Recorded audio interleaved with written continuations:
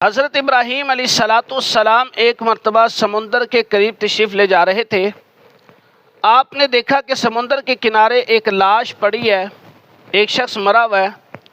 سمندر کا جب پانی اس شخص پر آتا ہے، اس لاش پر آتا ہے، تو پانی کے ساتھ مچھلیاں بھی آتی ہیں اور مچھلیاں اس کے جسم کو نوچتی ہیں اور اس کے بعد پانی کے ساتھ واپس چلی جاتی ہیں۔ اس کے بعد پرندے آسمان سے اترتے ہیں اور اس لاش کے گوشت کو جو ہے وہ نوچنا شروع کر دیتے ہیں۔ اب جب پرندے اڑ جاتے ہیں تو کچھ درندے آتے ہیں اور وہ اس لاش کے جسم کو نوچنا شروع کر دیتے ہیں۔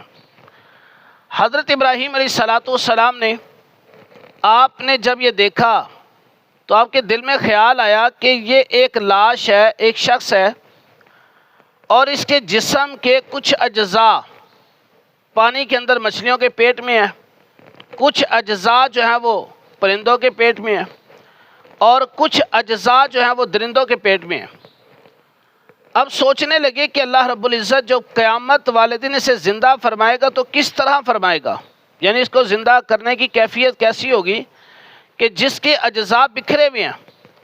حضرت ابراہیم علیہ السلام اللہ کی بارگاہ میں عرض کرتے ہیں وَإِذْ قَالَ إِبْرَاهِيمُ رَبِّ أَرِنِي كَيْفَ تُحْيِي الْمَوْتَى، اے میرے رب مجھے دکھا کہ تو کس طرح مردے کو زندہ کرے گا، کہ جو قیامت والے دن مردوں کو زندہ کیا جائے گا، میں دنیا میں اس کا منظر دیکھنا چاہتا ہوں۔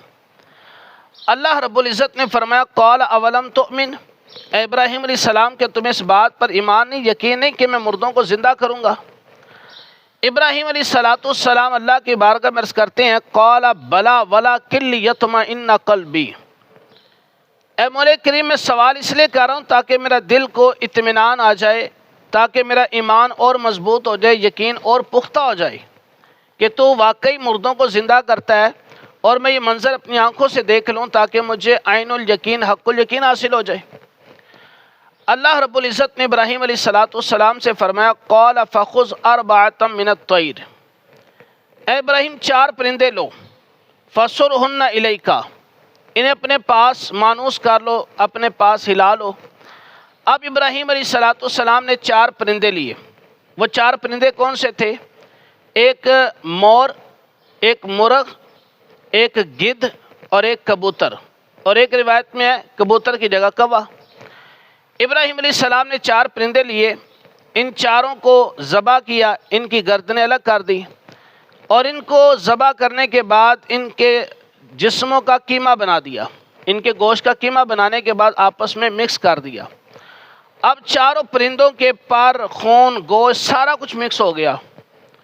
اب اللہ رب العزت نے فرمایا ثم اجعل علی کل جبل منہن جزءا، فرمایا کہ ان کے ہر جز کو پہاڑوں پر رکھ دو۔ ابراہیم علیہ السلام نے اب جو 4 پرندوں کے جو گوشت کا قیمہ بنایا گیا تھا، اس قیمے کو تھوڑا تھوڑا کر کے مختلف پہاڑوں پہ رکھ دیا گیا۔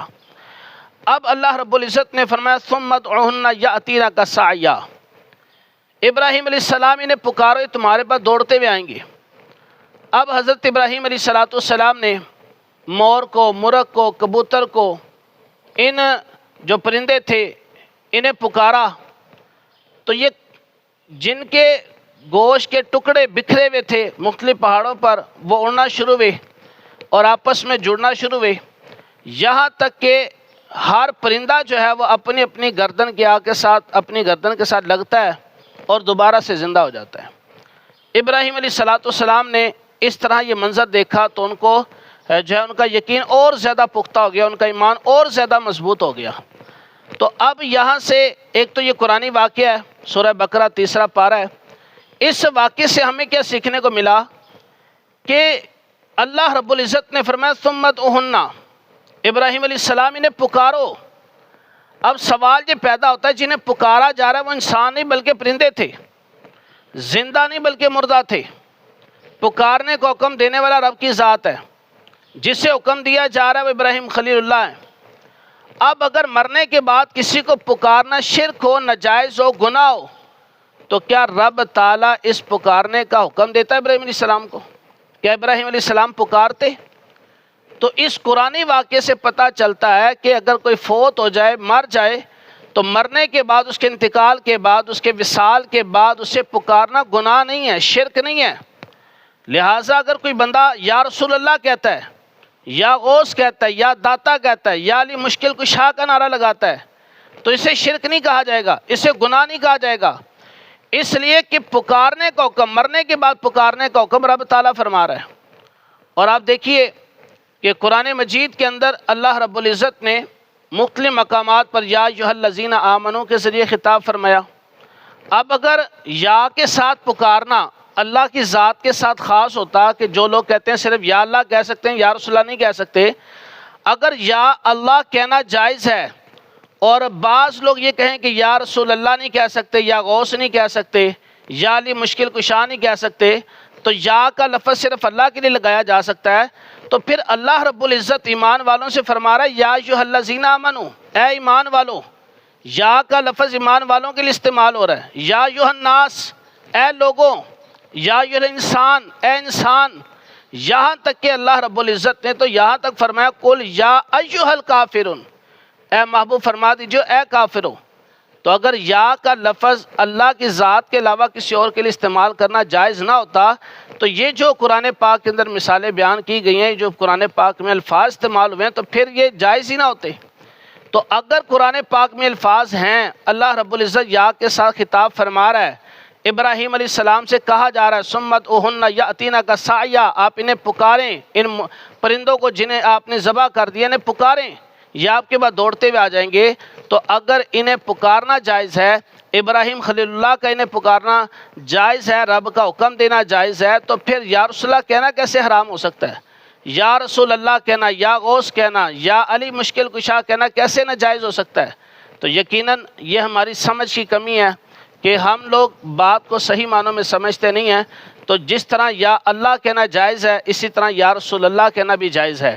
اور جن پرندوں کو ابراہیم علیہ السلام نے پکارا، تو ایسا نہیں تھا کہ وہ بالکل آپ کے سامنے تھے، وہ تو مختلف پہاڑوں پر آپ نے اس کے اجزاء رکھ دیے، تو دور تھے، دور والوں کو یا کے ساتھ پکارا، اور پکارنا جائز، اور پکارا آپ نے، تو یہ ابراہیم علیہ السلام نے جب پکارا تو وہ دوڑتے ہوئے آئے۔